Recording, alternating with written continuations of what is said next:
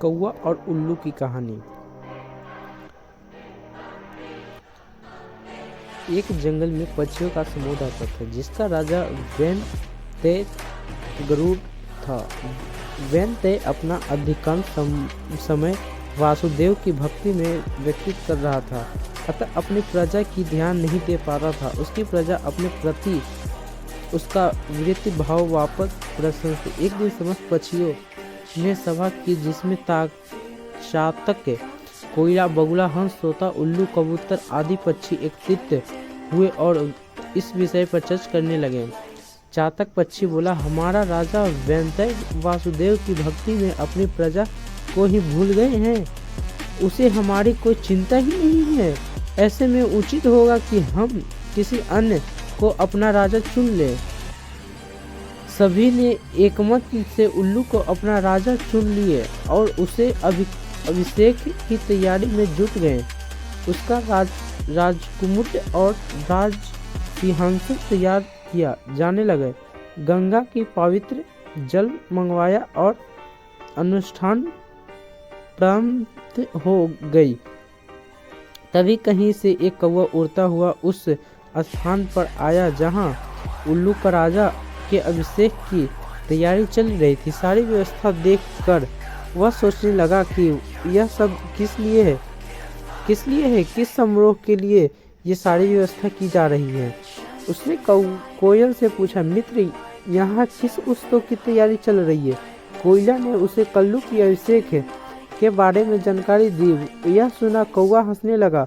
उसे हंसते देख समस्त पक्षी उसके पास थे आसपास एकत्रित हो गए। उन्होंने हंसने का कारण पूछा।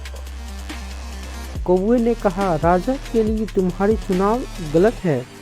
सभी जानते थे कि कौवा एक चतुर और कटुनरी पक्षी है, इसलिए उन्होंने उसे मंत्रण करना उचित समझा। कौवा कहने लगा, क्या तुम लोगों के पास राजा के चुनाव के लिए प्रत्याशियों की कमी है? तुम लोगों को क्या सूझी और सौंदर्य की घोटक, मोर, हंस, सारस, चक्रवात, शुक्र जैसे पक्षियों में रहते टेढ़ी नाक वाले उल्लू का राजा अपना राजा चुन लिया। वह कहता गया, उल्लू लौट सौभाग्य की आलसी, कायर, वैसी और टूटीभाषी पक्षी है। ऊपर से दीवान, वह तुम्हारा क्या हित करेगा? उससे तो तुम्हारा वर्तमान राजा वैनतय भला ही। उल्लू की अपेक्षा वह तुम्हारे लिए अधिक कल्याणकारी है। उसके रहते उल्लू का राजा बनाने का यह तुक, राजा तो एक ही होता है। एक से अधिक राजा का होना प्रतिष्ठा को जन्म देता है, जो विनाश की ओर ले जाता है। उल्लू जैसे अयोग्य को राजा बनाकर तुम पक्षीगत के सर्वंसा कर दोगे। सभी पक्षी कौवे की बात से प्रभावित हो गए।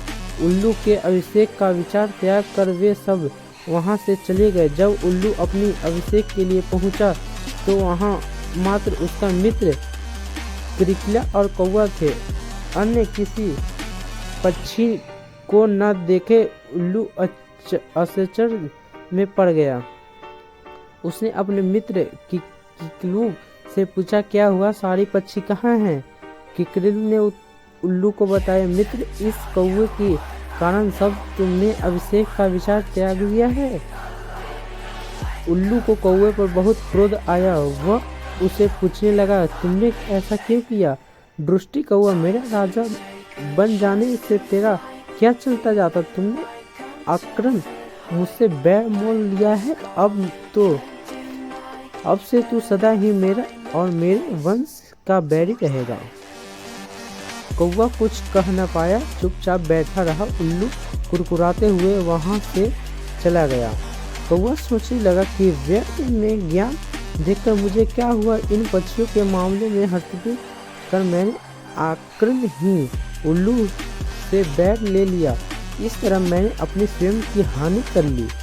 ये सोचता हुए कौवा वहां से चला गया। तब से कौवे और उल्लू के स्वाभाविक बैर चला आ रहा है। दोस्तों, कहानी से सीख मिलती है, दूसरों के मामले में हस्तक्षेप आकरण ही आपको समस्या में डाल सकता है।